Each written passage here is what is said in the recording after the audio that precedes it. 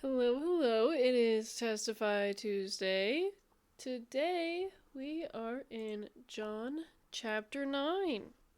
As usual, reading NLT and LSB side by side. So, we might as well get started. Okay, let's see.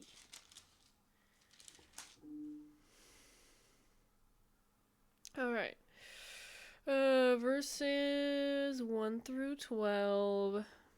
Hopefully, I'm not too quiet. Okay. As Jesus was walking along, he saw a man who had been blind from birth. "Rabbi," his disciples asked him, "why was this man born blind? Was it because of his own sins or his parents' sins?" "It was not because of his sins or his parents' sins," Jesus answered. "This happened so the power of God could be seen in him. We must quickly carry out the task assigned us by the one who sent us. The night is coming, and then no one can work. But while I am here in the world, I am the light of the world." Then he spit on the ground, made mud with the saliva, and spread the mud over the blind man's eyes. He told him, "Go wash yourself in the pool of Siloam." Siloam means sent. So the man went and washed and came back seeing. His neighbors and others who knew him as a blind beggar asked each other, "Isn't this the man who used to sit and beg?" Some said he was, and others said, "No, he just looks like him." But the beggar kept saying, "Yes, I am the same one." They asked, "Who healed you? What happened?" He told them, "The man they call Jesus made mud and spread it over my eyes and told me, 'Go to the pool of Siloam and wash yourself.' So I went and washed, and now I can see." As he passed by, he saw a blind man from birth, and his disciples asked him, saying, "Rabbi, who sinned, this man or his parents, that he would be born blind?" Jesus answered, "Neither this man nor his parents sinned, but this was so that the works of God might be manifested in him. We must work the works of him who sent me. We must work the works of him who sent me as long as it is day. Night is coming when no one can work. While I am in the world, I am the light of the world." When he had said this, he spat on the ground, made clay of the saliva, and rubbed the clay on his eyes, and said to him, "Go, wash in the pool of Siloam," which is translated sent. So he went away and washed, and came back seeing. Therefore the neighbors and those who previously saw him as a beggar were saying, "Is not this the one who used to sit and beg?" Others were saying, "This is he." Still others were saying, "No, but he is like him." Excuse me. He kept saying, "I am the one." So they were saying to him, "How then were your eyes opened?" He answered, "The man who is called Jesus made clay and rubbed my eyes and said to me, 'Go to Siloam and wash.' So when I went away and washed, I received sight." And they said to him, "Where is he?" He said, "I do not know." Okay, I'm curious about something, but I might read on just to get more context before I say it. Sure. Oh. Alright, anyways, I'm gonna start at 12 in NLT because I just realized I missed that one. But we'll start in 13 when we go to LSB. So 12 to... my goodness. 12 to 23. "Where is he now?" they asked. "I don't know," he replied. Then they told the man who had been blind to the Pharisees, because it was on. Then they took the man who had been blind to the Pharisees, because it was on the Sabbath that Jesus had made the mud and healed him. The Pharisees asked the man all about it, so he told them, "He put the mud over my eyes, and when I washed it away, I could see." Some of the Pharisees said, "This man, Jesus, is not from God, for he is working on the Sabbath." Others said, "But how could an ordinary sinner do such miraculous signs?" So there was a deep division of opinion among them. Then the Pharisees again questioned the man who had been blind and demanded, "What's your opinion about this man who healed you?" The man replied, "I think he must be a prophet."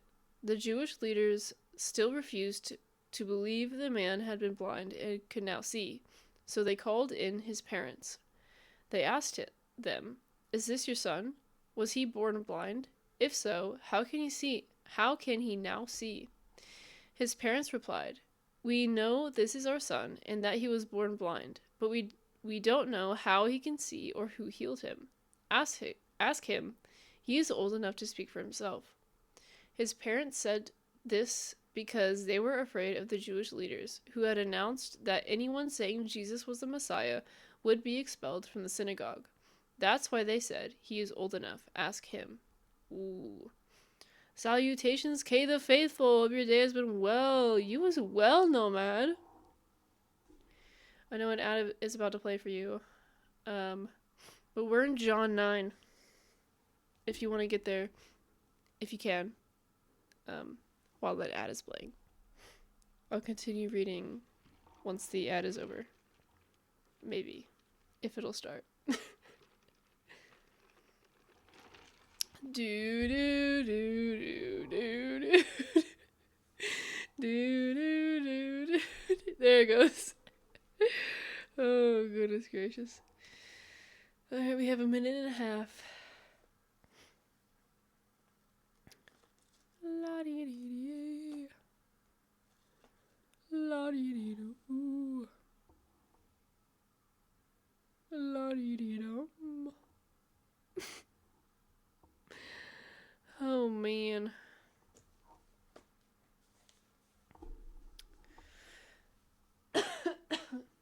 I'm a little icky sicky.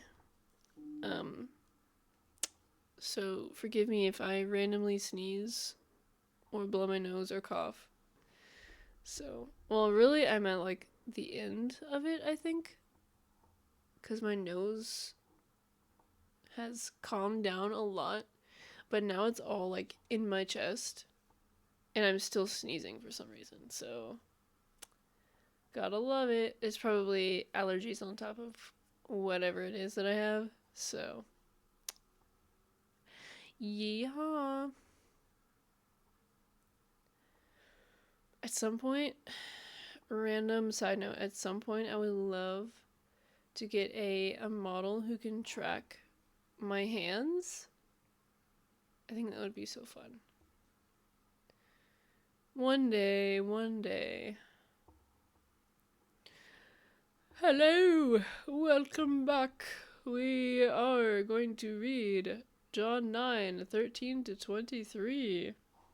I have some thoughts after this, so, but I'm gonna keep reading until verse 34 before I give my thoughts. So we have all the context. Okay, 13. They brought to the Pharisees the man who was formerly blind. Now it was a Sabbath on the day. Huh? Hold on. Oh, wait, what? Basically, it was the Sabbath day. When Jesus made the clay and opened his eyes. So the Pharisees also were asking him again how he received his sight, and he said to them, "He applied clay to my eyes, and I washed, and I see." So then some of the Pharisees were saying, "This man is not from God, because he does not keep the Sabbath." But others were saying, "How can a sinful man do such signs?" And there was a division among them.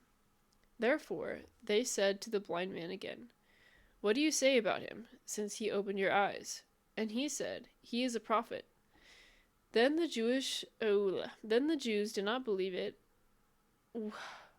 Then the Jews did not believe it of him that he was blind and had received sight, until they called the parents of the very one who had received his sight, and questioned them, saying, "Is this your son, who you say was born blind? Then how does he see? How does he now see?" So his parents answered and said, "We know that this is our son, and that he was born blind. But how he now sees, we do not know. Or who opened his eyes, we do not know. Ask him. He is of age. He will speak for himself." His parents said this because they were afraid of the Jews. For the Jews had already agreed that if anyone confessed him to be Christ, he was to be put out of the synagogue. For this reason, his parents said, "He is of age. Ask him." Okay, 24 to 34. So for the second time, they called in the man who had been blind and told him, "God should get the glory for this, because we know this man Jesus is a sinner." "I don't know whether he is a sinner," the man replied, "but I know this. I was blind, and now I can see." "But what did he do?" they asked. "How did he heal you?" "Look," the man exclaimed. "I told you once. Didn't you listen? Why do you want to hear it again? Do you want to become his disciples too?" Then they cursed him and said, "You are his disciple, but we are disciples of Moses. We know God spoke to Moses, but we don't even know where this man comes from." "Why, that's very strange," the man replied. "He healed my eyes, and yet you don't know where he comes from? We know that God doesn't listen to sinners, but he is ready to hear those who worship him and do his will. Ever since the world began, no one has been able to open the eyes of someone born blind. If this man were not from God, he couldn't have done it." "You were born a total sinner," they answered. "Are you trying to teach us?" And they threw him out of the synagogue. Therefore, a second time they called the man who had been blind, and said to him, "Give glory to God. We know that this man is a sinner." He then answered, "Whether he is a sinner, I do not know. One thing I do know, that though I was blind, now I see." So they said to him, "What did he do to you? How did he open your eyes?" He answered them, "I told you already, and you did not listen. Why do you want to listen again? Do you want to become his disciples too?" And they reviled.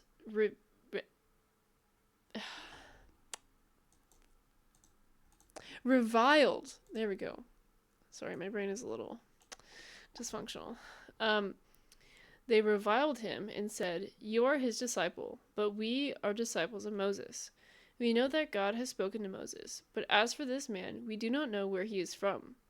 The man answered and said to them, "Well, here is a marvelous thing, that you do not know where he is from, and he opened my eyes. We know that God does not listen to sinners, but if anyone is God-fearing and does his will, he listens to them.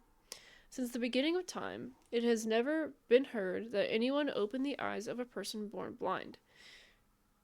If this man were not from God, he could do nothing." They answered and said to him, "You were born entirely in sins, and are you teaching us?" So they put him out. Okay. Obviously, this story is kind of This passage is like, God is the God of possible. Like nothing is impossible for him. Obviously, Jesus is the Son of God. Jesus is God. Nothing is impossible. But I'm thinking this specific part where verse 2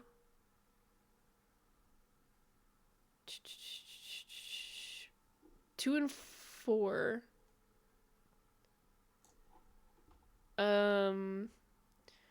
Rabbi, his disciples asked him, "Why was this man born blind? Was it because of his own sins or his parents' sins?" "It was not because of his sins or his parents' sins," Jesus answered. "This happened so the power of God could be seen in him. We must quickly carry out the task assigned us by the one who sent us." I think a lot of people who don't know the Gospels very well, or just the Bible in general very well, like, to those people who are born with disabilities, they always are like, if they're questioning God and like why was my kid born this way, like, or why was this kid born this way? I've actually heard some people who are angry with God be like bring up the kid's sins or the parent's sins, and now it's like, was their parent so bad that now this kid is disabled, or whatever. And like, as we know, there is always a purpose to things. There's always a reason. Like, this man being born blind, he was used to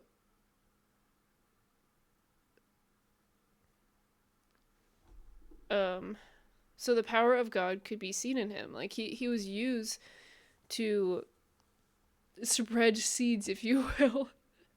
and and even though there are lots of people in the world who, like, even others praying for them or them praying themselves, and they aren't healed, God can still use them for something. Like, it's not their fault. It's, I mean, it may or may not be their parents' fault, but depending on the situation,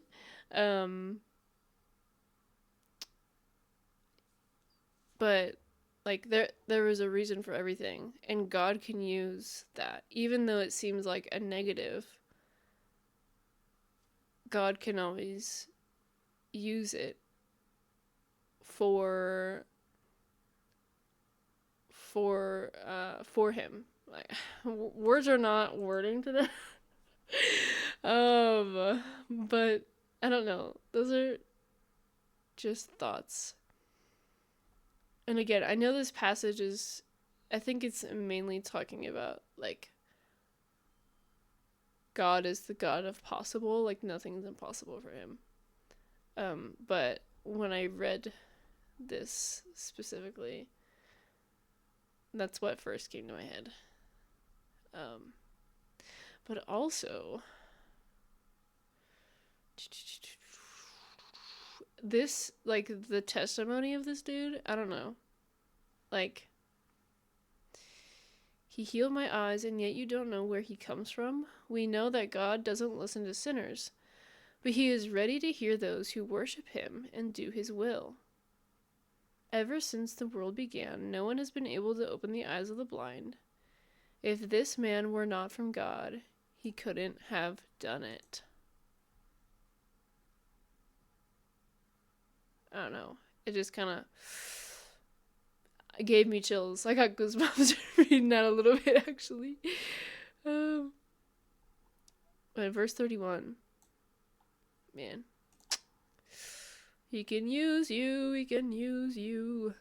God can definitely use people with disabilities as a testimony and love that he had, and as a testimony and love that he has, and that though the world and flesh is corrupted, it will be restored in heaven, and when the earth becomes new.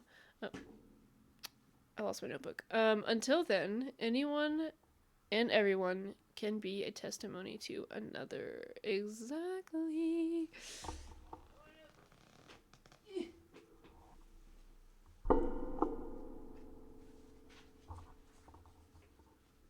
I always drop my notes. Okay. Oh, I had a thought, but it was gone. It's gone.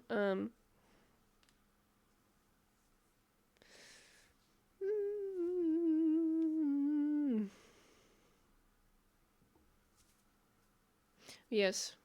Man. I had something to say, but I don't remember what it was. I'm so sorry. Maybe it'll come back to me. I don't know.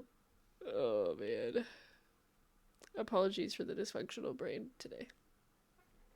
It's out of juice. A little bit. But we're still here. Pushing through it. The way of the ADHD is a fun McCruel thing sometimes. No, for real, bro. No, literally. Oh, man. It's... The hyperfocus was insane the past few days. I'll tell you what. But now that it's gone and out of my system, I feel even more broken than normal.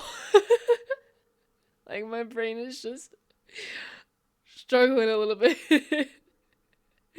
Like, I told one of my friends, I said, my brain, oh my gosh, what was it? It was really funny, at least to me. Hold on.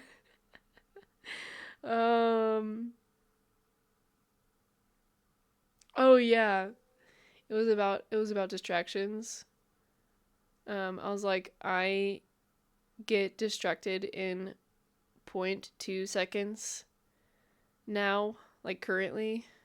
Whereas like a week or two ago, it was 2 seconds. Oh, I'm my brain is not well. but it'll get better. It'll get better. Trust in the Lord. I just need some sleep. Bro. My eating schedule and my sleep schedule is so messed up. It's so bad. Like, normally I have dinner, like I'll have breakfast around whenever, like anywhere between like 6 to like 8, maybe even 9 if I get up later. I'll have my lunch at around noon, like 12 to 1 o'clock. No, 11 to 1 o'clock. And dinner is like between 5 and 6. Because by the time 5 or 6 rolls around, I'm starving. I need food. But lately, the past several days, I haven't had breakfast because I'm rolling out of bed at like 10 or 11. So I just eat lunch as soon as I get up. And then I won't have dinner until like today was like 8:30. That's not normal for me. The other day, I was eating a meal at like midnight. like oh. So hopefully in the next few days I'll return to a normal schedule. It's rough, man. It's rough, but anyway. I laugh, but man, it's okay. God is good. God is good. I'm still breathing, bro. That's what counts. All right. Anyways. Woo, okay, 35 to 41. All right. When Jesus heard what had happened, he found the man and asked, "Do you believe in the Son of Man?" The man answered, "Who is he, sir? I want to believe in him." "You have seen him," Jesus said, "and he is speaking to you." Ooh, oh yeah, that's right. Okay. "Yes, Lord, I believe." I had to burp, but it's gone. The man said, and he worshipped Jesus. Then Jesus told him, "I entered this world to render judgment, to give sight to the blind, and to show those who think they see that they what? Oh, okay. It's a it's a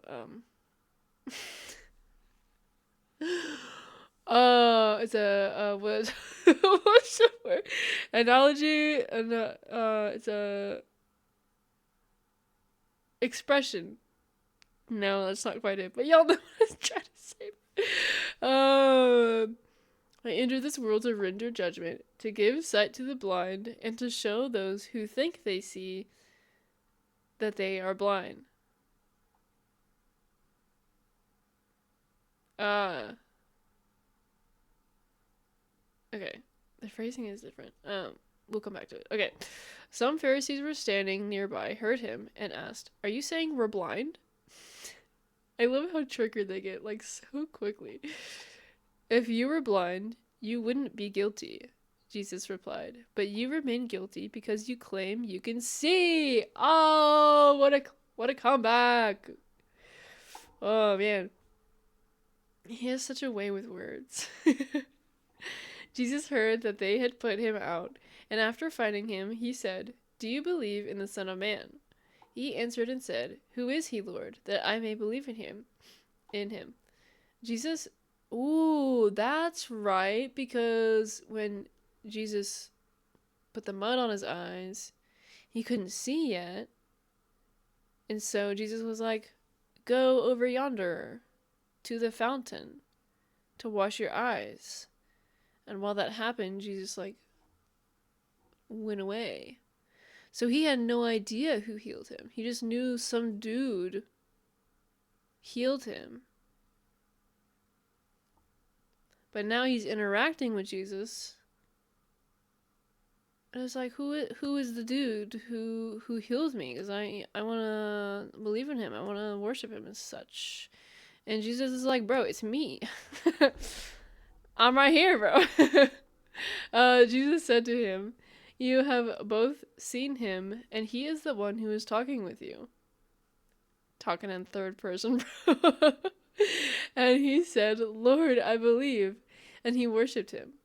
And Jesus said, "For judgment I came into this world, so that those who do not see may see, and that those who see may become blind."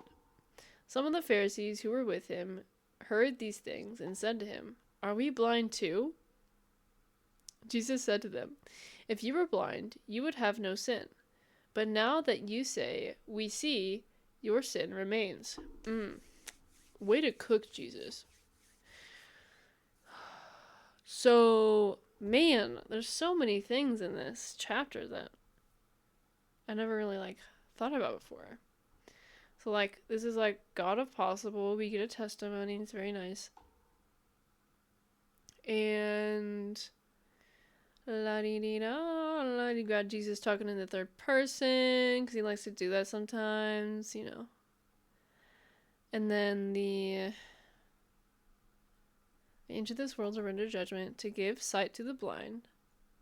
So to open people's eyes who don't know the gospel, don't know Jesus. And then to show those who think they see, so like Pharisees who think they're all wise and they know everything about the Bible and know everything about God, and basically reveal to them that they aren't as smart as they think. They aren't as wise as they think. Calm down, humble yourself. And the Pharisees, triggered, "How dare you? Are you saying we're blind? Are you saying we don't know what we're talking about? Well, if you were blind, you wouldn't be guilty." So the people who've never heard the gospel before, they have no idea who Jesus is. They have no idea who God is. They're innocent. But you remain guilty because you claim you can see. You don't know what you're talking about. You're not as wise as you think you are, buddy. Calm down. Yeah. Okay, chapter 10. Ooh. I have a note. Yippee.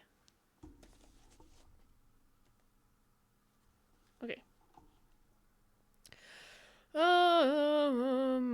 Verses 1 through 10. "I tell you the truth, anyone who sneaks over the wall of a sheepfold rather than going through the gate must surely be a thief and a robber. But the one who enters the gate is the shepherd of the sheep. The gatekeeper opens the gate for him, and the sheep recognize his voice and come to him. He calls his own sheep by name and leads them out. After he has gathered his own flock, he walks ahead of them, and they follow him because they know his voice. They won't follow a stranger. They will run they will run from him because they don't know his voice. Those who heard Jesus use this illustration didn't understand what he meant, so he explained it to them. I tell you the truth, I am the gate for the sheep. All who came before me were thieves and robbers. Still not quite. But the true sheep did not listen to them. Yes, I am the gate. Those who come in through me will be saved. They will come and go freely and will find good pastures. Nope. It's like stuck. Just burp. Ugh. The thief's purpose is to steal and kill and destroy. My purpose is to give them a rich and satisfying life. Truly, truly, I say to you, he who does not enter by the door into the fold of the sheep, but climbs up some other way, he is a thief and a robber. But he who enters by the door is a shepherd of the sheep. To him the doorkeeper opens, and the sheep hear his voice, and he calls his own sheep by name, and leads them out. When he brings all his own out, he goes ahead of them, and the sheep follow him because they know his voice. A stranger they will never follow, but will flee from him, because they do not know the voice of strangers. This figure of speech Jesus spoke to them, but they did not understand what those things were which he had been saying to them. So Jesus said to them again, Truly, truly, I say to you, I am the door of the sheep. All who came before me are thieves and robbers, but the sheep did not hear them. I am the door. If anyone enters through me, he will be saved, and will go in and out and find pasture. And the thief comes only to steal and kill and destroy. I came that they may have life, and have it abundantly. Okay, I have a note for this whole thing here. There are shepherds in modern times who break their sheep's leg, the ones who wander away, so they can hold the sheep in order to make the sheep learn their voices. So they don't break every sheep's legs, or all. they don't break a leg on every sheep, but instead, like, the ones who just wander off and don't follow, like they haven't quite learned like the rest. This sounds very violent, but it kind of puts it into perspective a little bit. But if they break its leg, it can't walk, so they hold the sheep and carry it around while the other sheep follow, so they can learn their voice. I don't know how correct this information is. This was information that I was told and did not research for myself. But I don't know. It kind of I mean, if you really think about it, God is breaking our legs all the time. We're put through trial after trial, tough times, but it's so that, we can, I mean, depending on the trial, but it always comes back to him anyways, but we're learning his voice, we're learning his, like, what is his will and what's our will, and, like, it helps build us. What's the verse? It's like building endurance and building, blah, blah, blah. We'll get to it when we get to it, but there is a verse that talks about that. And so, I mean, like I said, he's breaking our legs all the time so we can learn to be, stronger. God's got to break us down before building us up to be stronger and ready for what he has planned for us. Exactly. Thank you. I'm going to stop rambling so I can continue. There is an ad starting in about 30 seconds. Boo. Boo ads.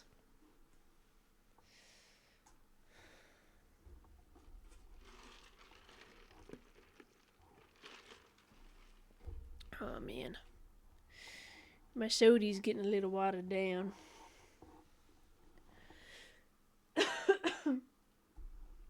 Okay. 11 through 21 probably. I'll probably be reading when you get back from ad break. Probably still be reading when you get back from ad break, so. Okay. 11 to 21. I am the good shepherd. The good shepherd sacrifices his life for the sheep. A hired hand will run when he sees a wolf coming. He will abandon the sheep because they don't belong to him, and he isn't their shepherd. And so the wolf attacks them and scatters the flock. The hired hand runs away because he's working only for the money and doesn't really care about the sheep. I am the good shepherd. I know my own sheep, and they know me, just as my Father knows me, and I know the Father. So I sacrifice my life for the sheep. I have other sheep too, that are not in the sheepfold. I must bring them also. They will listen to my voice, and there will be one flock with one shepherd. The Father loves me because I sacrifice my life, so I may take it back again. No one can take my life from me. I sacrifice it voluntarily, for I have the authority to lay it down when I want to, and also to take it up again, for this is what my Father has commanded. When he said these things, the people were again divided in their opinions about him. Some said, "He's demon-possessed and out of his mind. Why listen to a man like that?" Others said, "This doesn't sound like a man possessed by a demon. Can a demon open the eyes of the blind?" No. The answer is no. I am the good shepherd. The good shepherd lays down his life for the sheep. He who is a hired hand and not a shepherd, who is not the owner of the sheep, sees the wolf coming and leaves the sheep and flees, and the wolf snatches and scatters them, because he is a hired hand and is not concerned about the sheep. I am the good shepherd, and I know my own sheep. I am the good shepherd, and I know my own know me. Even as the Father knows me, I know the Father, and I lay down my life for the sheep. And I have other sheep, which are not from this fold. I must bring them also, and they will hear my voice, and they will become one flock with one shepherd. For this reason the Father loves me, because I lay down my life, so that I may take it again. No one takes it away from me, but from myself. I lay it down. I have authority to lay it down, and I have authority to take it up again. This commandment I received from my Father. A division occurred again among the Jews because of these words, and many of them were saying, "He has a demon and is insane. Why do you listen to him?" Others were saying, "These are not the words of someone demon-possessed. Can a demon open the eyes of the blind?" Okay, question. I'm the good shepherd. I know my own sheep, and they know me, just as my Father knows me, and I know the Father. So I sacrifice my life for the sheep. Yes, that's us sinners. But verse 16 confuses me. I have other sheep too, that are not in this sheepfold. I must bring them also. They will listen to my voice, and there will be one flock with one shepherd. Who are these other sheep?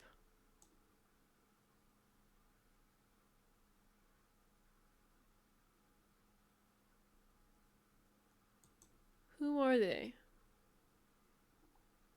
This could be like me just being clueless, and it's an easy answer, but also I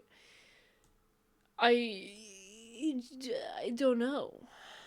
Genuinely. If you have thoughts, Nomad, that would be wonderful. because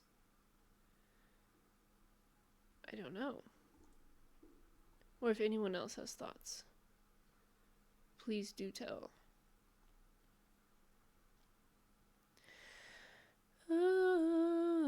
We're gonna keep going.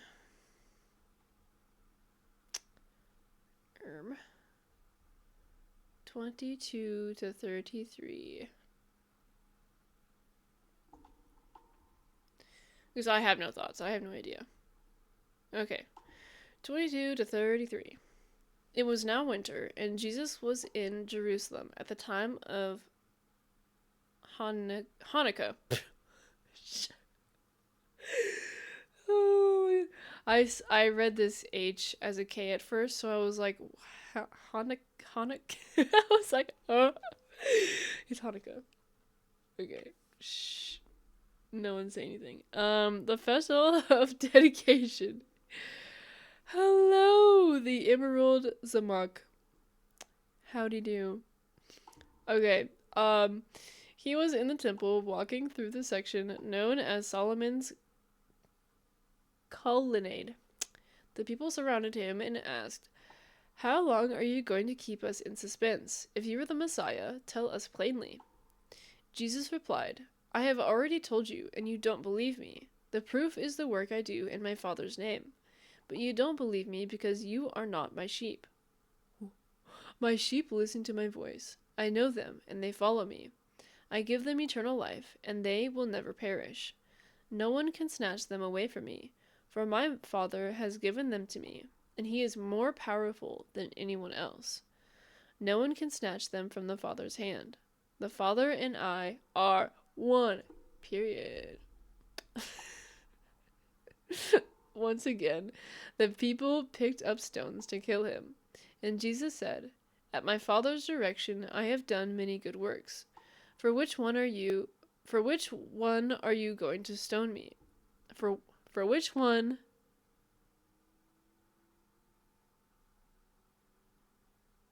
of you are you? Wait. Okay. Doing okay, good. Oh, my brain's a little mush. It's okay. They replied, "We're not, They replied, "We're stoning you, not for any good work, but for blasphemy. You, a mere man, claim to be God." If only they knew. At that time, the festival of dedication took place in Jerusalem. It was winter, and Jesus was walking in the temple in the portico of Solomon. The Jews then gathered around him and were saying to him, "How long will you keep us in suspense? If you are the Christ, tell us openly." Bro, they asked for it. Bro. Oh. Jesus answered them, "I told you, and you do not believe. The works that I do in my Father's name, these bear witness of me. But you do not believe because you are not of my sheep. My sheep hear my voice, and I know them, and they follow me." Excuse me. There it is, finally. "And I give eternal life to them, and they will never perish, ever. And no one will snatch them out of my hand. My Father who has given them to me is greater than all, and no one is able to snatch them out of the Father's hand. I and the Father are one," or are a unity, or are one essence. Ooh. The Jews picked up stones again to stone him. Jesus answered them, "I showed you many good works from the Father. For which one of them are you stoning me?" Oh, I get it. My brain's a little slow today. So which one of the good works are you stoning me for?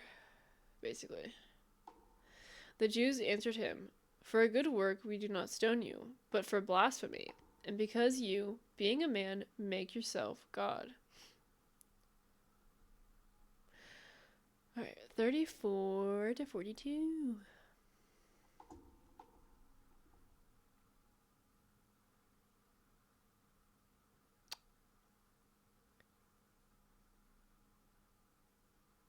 I'm pretty sure when I started stream, I had 6 subscribers, and now I have 7. Who done it, and why? Thank you. Where did that person come from? I don't know. Okay. I subbed earlier if that was me. When? Bro. How dare you? Keep your money. Like, like today? Nomad. Why would you do such a thing? Oh my goodness. Thank you. Ugh. I realize when I get after the last ad, I'm not a fan of ads getting in the way of a great battle stream. Oh, thanks. Makes me feel better that it's because of the ads. Oh no, I'm playing. No, I realize like every time someone subscribes to me, like I get so like it's almost like you know when you see like a cute cat and like the cuteness aggression comes out. It's like I'm so grateful that I feel like I have to be aggressive. And I don't know why. I don't handle like compliments and stuff well. I just get really shy and like I don't know what to say, and I realize I think that's why. It's because I don't know how else to respond, so I just get aggressive. I hope that's okay. Because it will happen again. Oh, oh gosh. Okay, anyways. Alright, 33 to 42. They replied, We're not stoning... We're stoning you not for any good work, but for blasphemy. Oh, I read that already. Jesus replied, It is written in your own scriptures that God said to certain leaders of the people, I say you are gods. And you know that the scriptures cannot be altered. Ooh.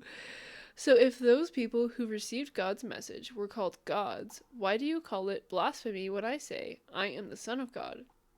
After all, the Father sent me apart and sent me into the world. Set me apart and sent me into the world. Don't believe me unless I carry out my Father's work. But if I do his work, I believe in the evidence of the miraculous works I have done, even if you don't believe me. Then you will know and understand that the Father is in me and I am in the Father. Once again, they tried to arrest him, but he got away and left them. He went beyond the Jordan River, near the place where John was first baptizing, and stayed there for a while. And many followed him. John didn't perform miraculous signs, they remarked to one another, but everything he said about this man has come true. And many who were there believed in Jesus.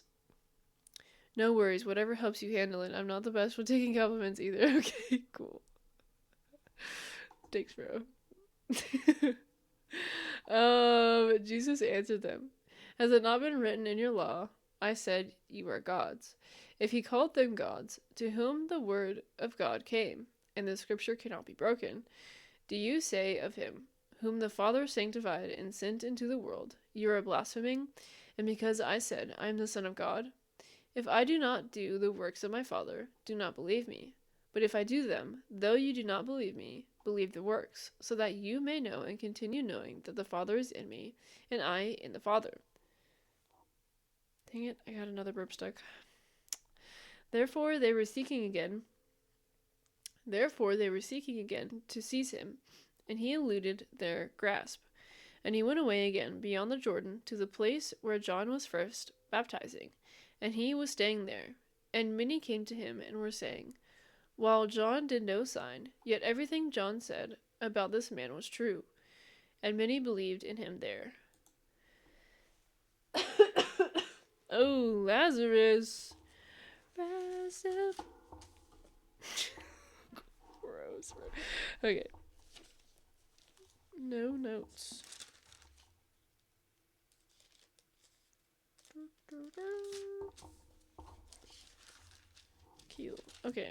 This might be the last chapter we read. We've only. Wow. It feels like I've been streaming for longer than 50 minutes, so. It may. I don't know, we'll see. We may read 12, we may not. I don't know. Okay, Lazarus. Verses 1 through. Oh my. Oh my. 1 through 11. A man named Lazarus was sick. He lived in Bethany with his sisters, Mary and Martha. This is the Mary who later poured the expensive perfume on the Lord's feet and wiped them with her hair. Her brother Lazarus was sick, so the two sisters sent a message to Jesus telling them, "Lord, your dear friend is very sick." But when Jesus heard about it, he said, "Lazarus' sickness will not end in death. No, it happened for the glory of God, so that the Son of Man will receive glory from this." So although Jesus loved Martha, Mary, and Lazarus, he stayed where he was for the next 2 days. Oh, man. I wonder how much that, pained him to do. Because he knew what was going to happen. He knew the inevitable. Finally, he said to his disciples, "Let's go back to Judea." But his disciples objected.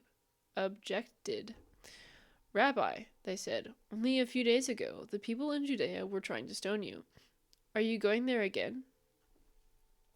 "I have a miraculous sign to show, gentlemen." Jesus replied, "There are 12 hours of daylight every day. During the day, people can walk safely. They can see because they have the light of this world. But at night there is danger of stumbling because they have no light." Then he said, "Our friend Lazarus has fallen asleep, but now I will go and wake him up." Now a certain man was sick, Lazarus from Bethany, the village of Mary and her sister Martha. And it was the Mary who anointed the Lord with perfume and wiped his feet with her hair, whose brother Lazarus was sick. So the sisters sent to him, saying, "Lord, behold, he whom you love is sick." But when Jesus heard this, he said, "This sickness is not to end in death, but is for the glory of God, so that the Son of God may be glorified by it." Now Jesus loved Martha and her sister and Lazarus. So when he heard that he was sick, he then stayed 2 days in the place where he was. Then after this he said to the disciples, Let us go to Judea again." The disciples said to him, "Rabbi, the Jews were just now seeking to stone you, and are you going there again?" Jesus answered, "Are there not 12 hours in the day? If anyone walks in the day, he does not stumble, because he sees the light of this world. But if anyone walks in the night, he stumbles, because the light is not in him." He said these things, and after that he said to them, "Our friend Lazarus has fallen asleep, but I go, so that I may awaken him." I'm curious about this. Why did he say this specifically now in this moment? Wait, hold on. I think I got it. Are you going there again? For real, bro? Like, they were just trying to kill you. Well, are there not 12 hours in the day?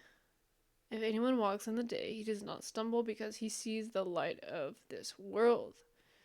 But if anyone walks in the night, he stumbles because the light is not in him. And he was just talking about... Hold up. Let me get my facts straight. Give me a second. I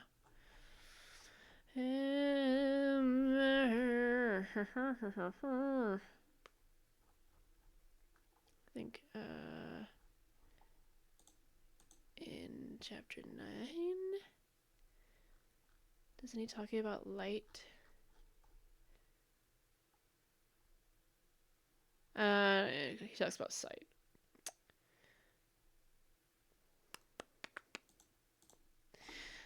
Okay, but anyways, um, so basically he's going there to reveal like the true light to them. Like what they have is like an artificial light. Um, but he's about to show them because like they were looking for signs, and like Jesus literally says at the end, he says, "Don't believe me unless I carry out my Father's work. If I do his work, believe in the evidence of the miraculous signs I have done, even if you don't believe me." So he's going there to perform a miraculous sign. He was like, "I made a blind man see," and even the blind man was like, "That's never been done." And Jesus is like, "All right, bet. You wanna see more proof? Watch me raise a guy from the dead." Just watch, bro. um. Anyways, I think that's why he said it there. He's like, "I'm about to show them a true light, the real, truest light."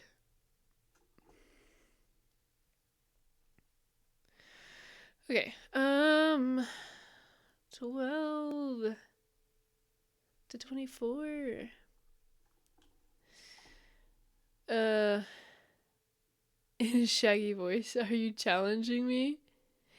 Shaggy, like from Scooby Doo.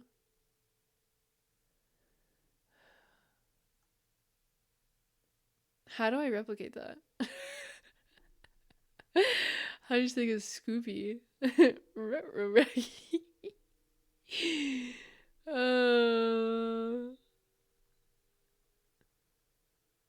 like Zoink Scoob.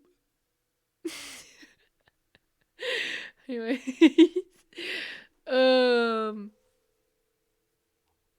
okay, 12 to 24.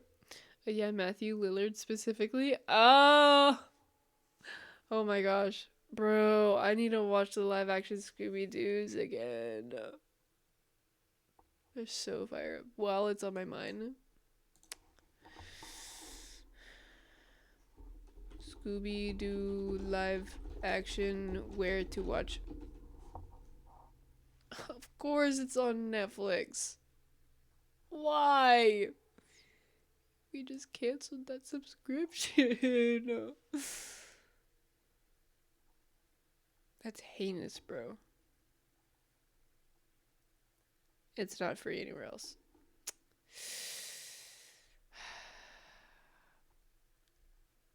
That's upsetting. Well.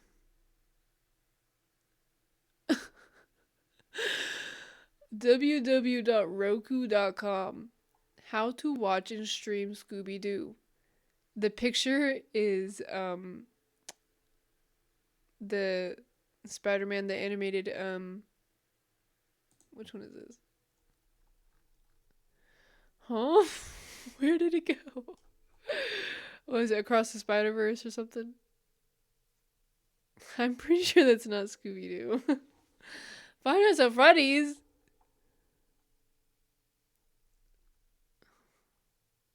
La la la la la la. Oh, bro. Isn't the third movie gonna be the final movie? Is FNAF 3 the final movie? Based on reports as of early 2026, the third Five Nights at Freddy's movie is intended to be the final part of a trilogy and the conclusion to the main story arc. What? That feels too short. Like I feel like there needs to be at least 4 movies and not 3. Beyond the trilogy? Question mark. While the trilogy was the initial plan, discussions have touched on going beyond the trilogy or exploring spin-offs, though 3 is currently positioned as the end of the main movie series. Well, since Scott is retired now, like officially, Like, like the third movie is his last FNAF project.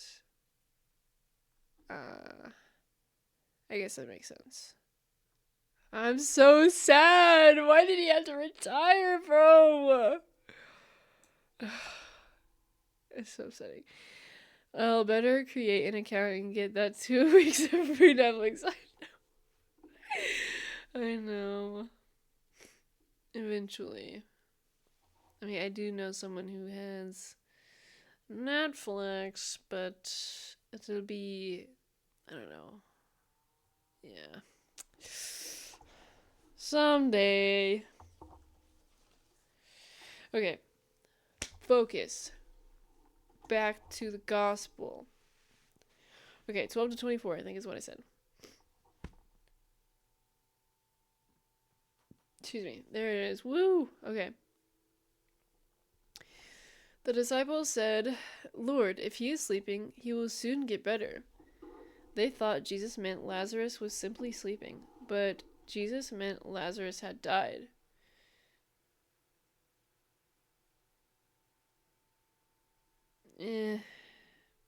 It's gone, kind of. So he told them plainly, Lazarus is dead.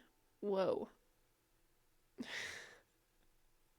Sorry, the fact that Jesus was just straight up with them so quickly. And for your sakes, I'm glad I wasn't there. For now you will really believe. Come, let's go see him.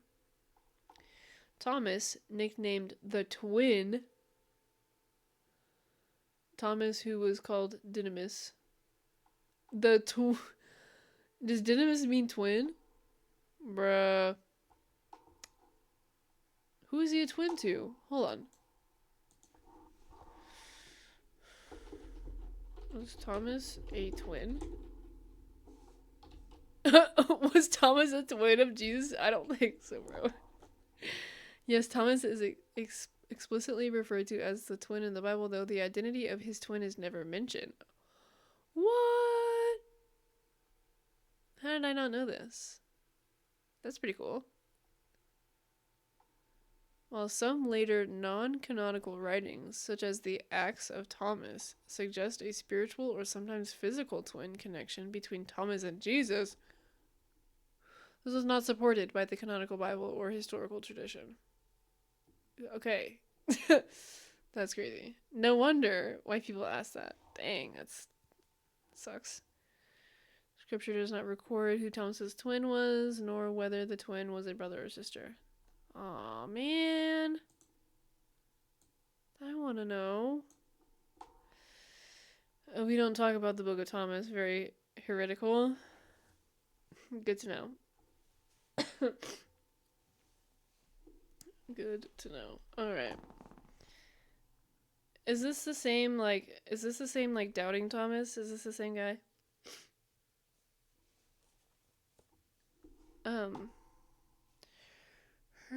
Thomas, nicknamed the Twin, said to his fellow disciples, let's go too and die with Jesus. Whoa! Okay, I'm glad you're ready. I just wasn't expecting the first words to come out of this man. Alright, anyways. When Jesus... sorry. Random mention. Oh, it just threw me off. Okay, anyways.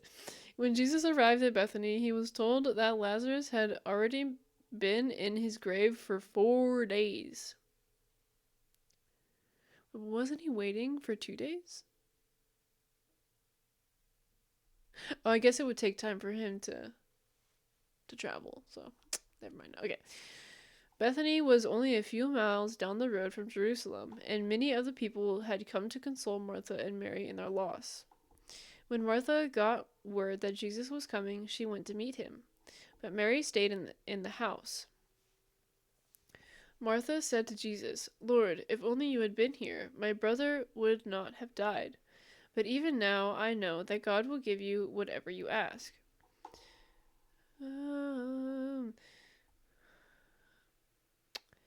Jesus told her, your brother will rise again. Yes, Martha said. He will rise when everyone else rises at the last day.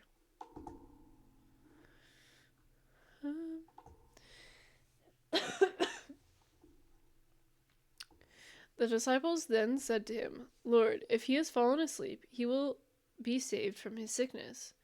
Now Jesus had spoken of his death, but they thought that he was speaking of actual sleep. So Jesus then said to them plainly, Lazarus is dead, and I am glad for your sakes that I was not there, so that you may believe. But let us go to him. Therefore Thomas, who was called Didymus, or the twin, said to his fellow disciples, Let us also go, so that we may die with him. So when Jesus came, he found that he had already been in the tomb 4 days. Now Bethany was near Jerusalem, about 15 stadia away, and many of the Jews had come to... Oh my goodness. 15 stadia, approximately 1.7 miles or 2.7 kilometers. A stadion was approximately 607 feet or 185 meters. Is that where they get stadium from? Maybe not. Just similar. Okay. Many of the Jews had come to Martha and Mary to console them about their brother. Martha, therefore, when she heard that Jesus was coming, went to meet him, but Mary was sitting in the house. Martha said to Jesus, Lord, if you had been here, my brother would not have died. But even now I know that whatever you ask from God, God will give you. Excuse me. There it is again. Okay. Jesus said to her, Jesus said to her, Your brother will rise again. Martha said to him, I know that he will rise again in the resurrection on the last day. Okay, let me change this because my eyes. Oh, snap.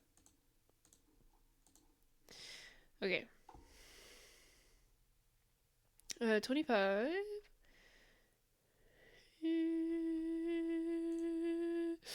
25 to 34.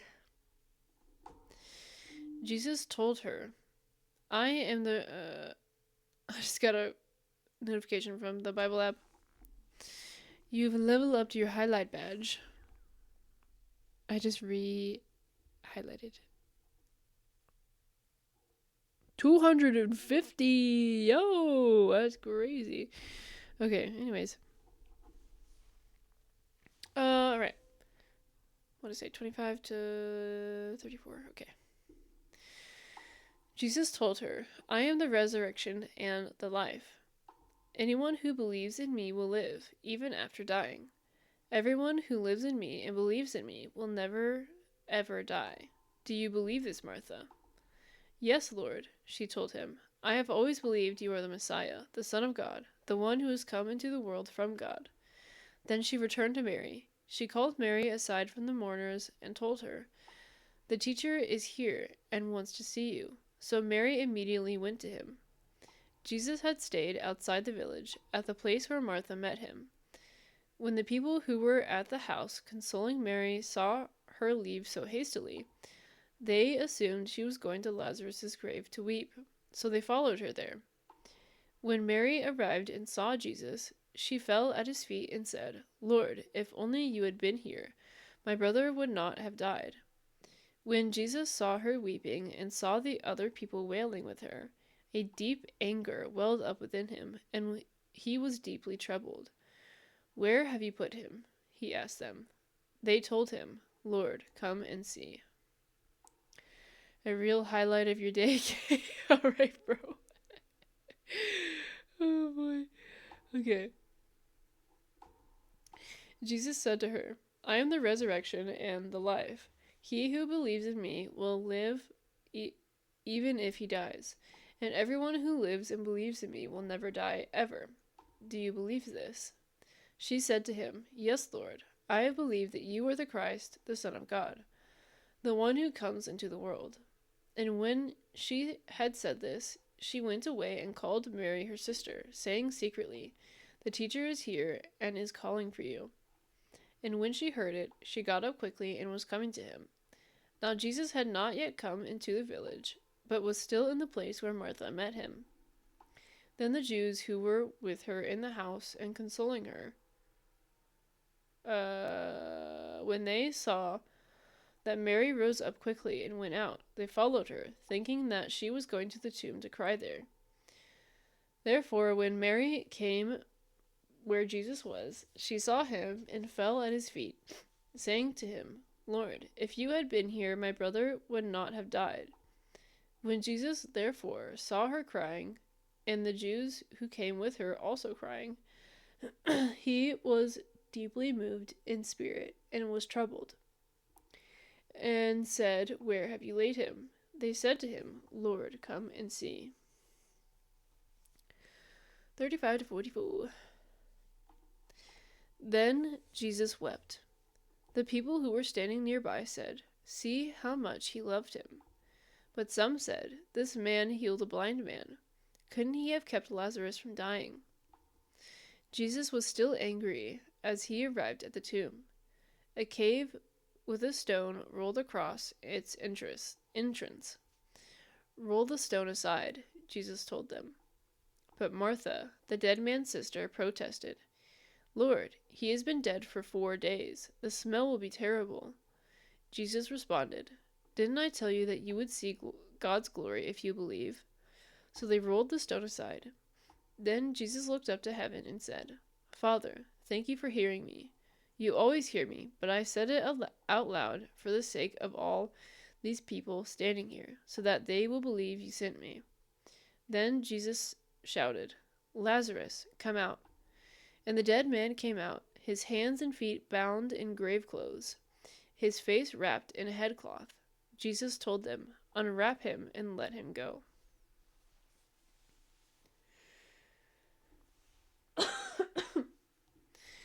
Jesus wept. So the Jews were saying, See how much he loved him. But some of them said, Could not this man who opened the eyes of the blind have kept this man also from dying?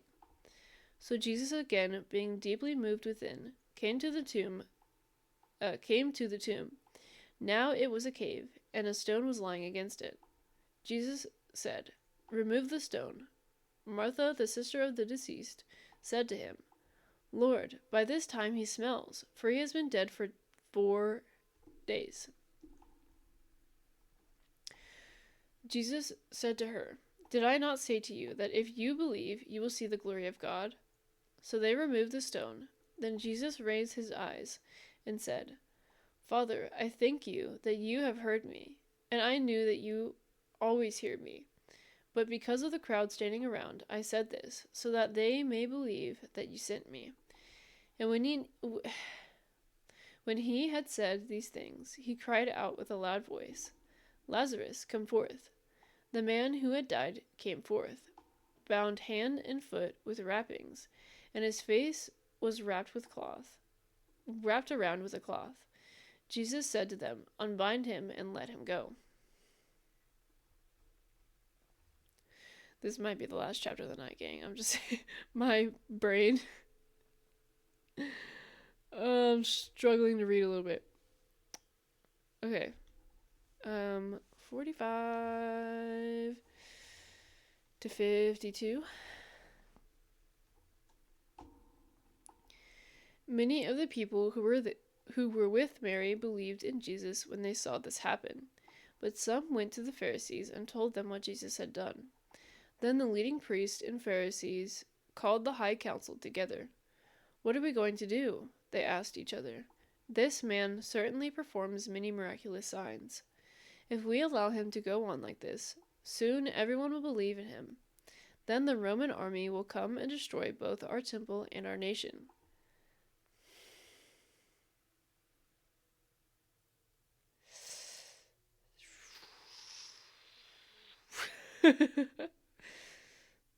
Caiaphas, who was high priest at that time, said, You don't know what you're talking about. You don't realize that it's better for you that one man should die for the people than for the whole nation to be destroyed. He did not say this on his own. As high priest at that time, he was led to prophesy that Jesus would die for the entire nation, and not only for that nation, but to bring together and unite all the children of God scattered around the world. Therefore, many of the Jews who came to Mary and saw what he had done believed in him. But some of them, went to the Pharisees. Okay. But some of them went to the Pharisees and told them the things which Jesus had done. Therefore, the chief priests and the Pharisees gathered the Sanhedrin together and were saying, "What are we doing? For this man is doing many signs. If we let him go on like this, all will believe in him, and the Romans will come and take away both our place and our nation." But one of them, Caiaphas, who was high priest that year, said to them, "You know nothing at all, nor do you take into account that it is better for you that one man should die for the people, and that the whole nation not perish." Now he did not say this from himself, but being high priest that year, he prophesied that Jesus was going to die for the nation. Oh, and not for the nation only, but in order that he might also gather together into one the children. He might also gather together into one the children of God who are I can't, bro. Oh my gosh. In order that he might also gather together into one the children of God who are scattered abroad. Holy. Whoa! It just hit me what I just read. He did not say this on his own. Hold on. You don't know what you're talking about. You don't realize that it's better for you that one man should die for the people than for the whole nation to be destroyed. So he knew what was going to happen. He was led to prophecy that Jesus would die for the entire nation. And not only for that nation, but to bring together and unite all the children of God scattered across the world. Whoa. I know I've read this dude's name before, but I don't know why it's just now hitting me that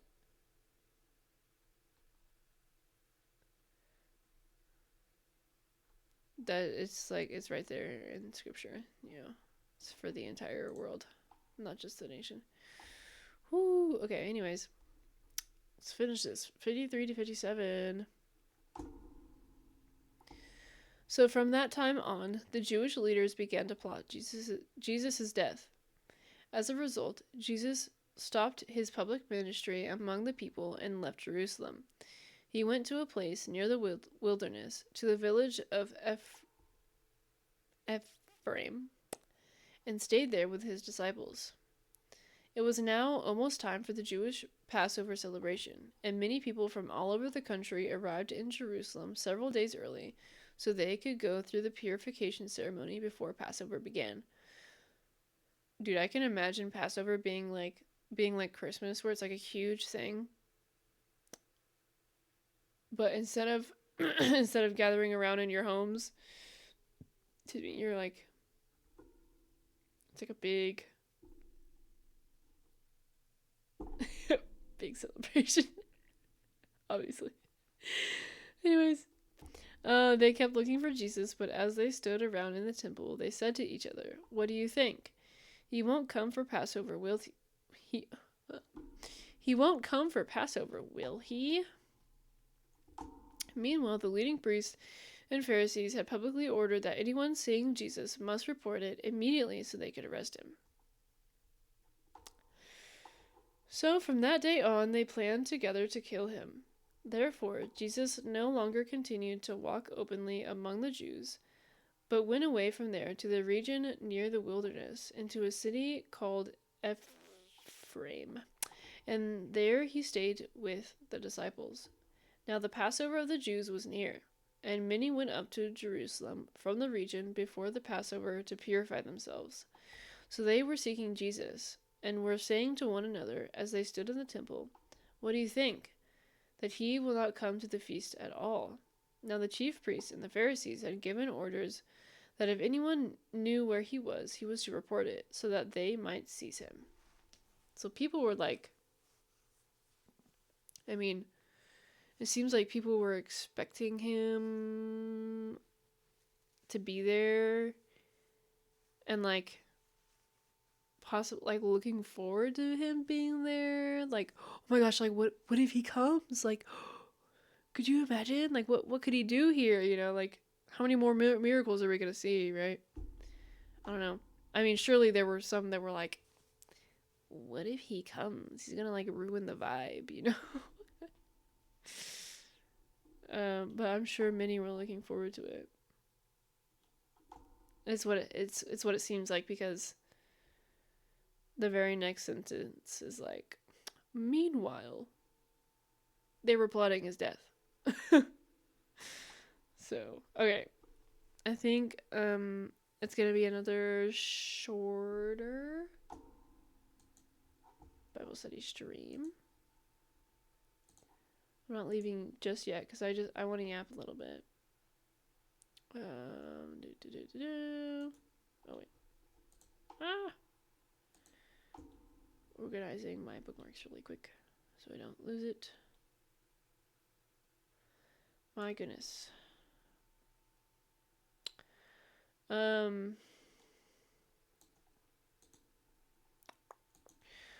So seeing that Tomodachi Life is super popular, it's making me really sad that I don't have a Switch. I think I've mentioned it before, but low-key I've been wanting to get back on my 3DS and play the OG Tomodachi Life and check up on my characters. Because they're probably starving by now. Like, where have you been? Good stream, 10 out of 10 as per usual. Any plans for what game you're playing tomorrow? I wish it was Tomodachi Life. I also wish I knew how to. I've been playing a lot of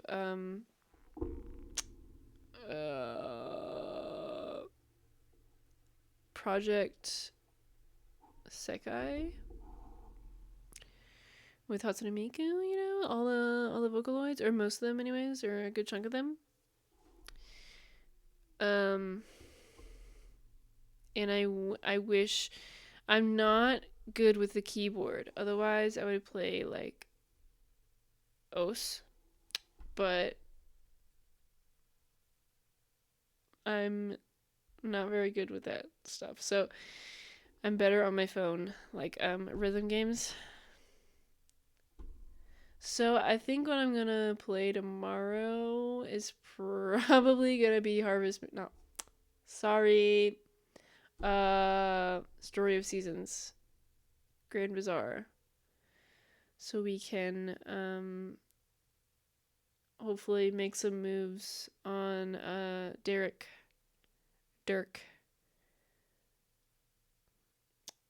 and possibly the prince. I don't know. Honestly, if you have any ideas as well, I'm totally game to hear them anyways.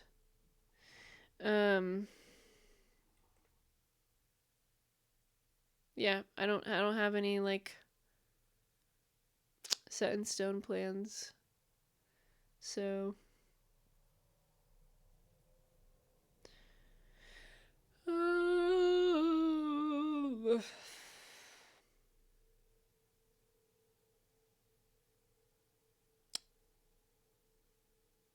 oh.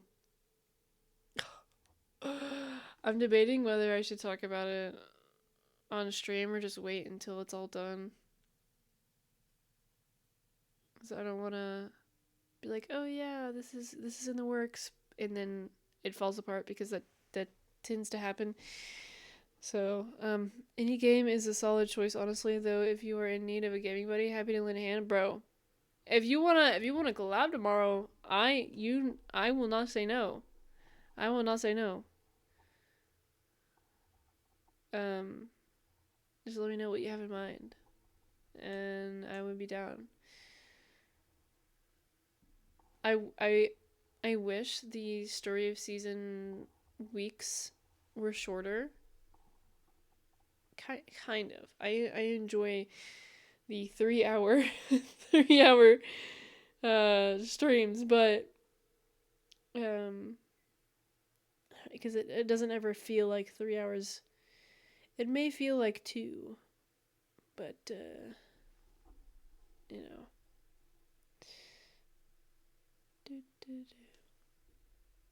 It's been a while since I logged into Project Sekai. So I just logged in. Gotta get my goodies. Okay, been a while. It's been a few days. I just haven't had the chance. Man, it kills me inside that I don't have a Switch. I want to play Tomodachi Life so bad. The new one, I mean. Because I keep seeing stuff on Instagram and on YouTube, and I'm like, dang. That looks so fun. It's okay. Maybe I should check up on my little guys tonight on my 3DS. I think I charged it up a few weeks ago, but I never ended up getting up on it. So it should be fully charged. We'll see.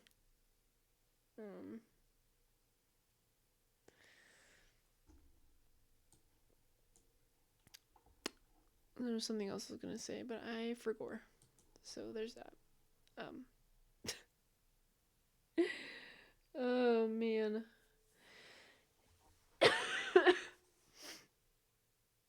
Oy vey. Anyways. Goodness. Oh.